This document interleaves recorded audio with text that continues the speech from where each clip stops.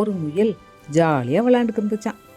அதுக்கு நம்மளால் மட்டும்தான் ஸ்பீடாக ஓட முடியுங்கிற ஒரு தலக்கணம் எப்பயுமே அதுக்கு இருக்குமா. அப்போது அங்கே ஒரு ஆமை வந்துச்சான்.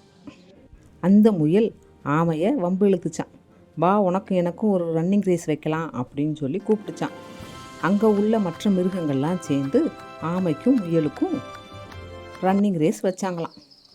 போய்கிட்டே இருக்கும்போதே அந்த முயல் ஒரு மரத்துக்கு கீழே படுத்து தூங்கிருச்சான். ஆனால் அந்த ஆமை மட்டும் தூங்காமல் நடந்தால் தான் வெற்றி. தூங்காமல் நடந்து போய்கிட்டே இருந்துச்சான். கடைசி அதுதான் ஜெயிக்கவும் செஞ்சுச்சான்.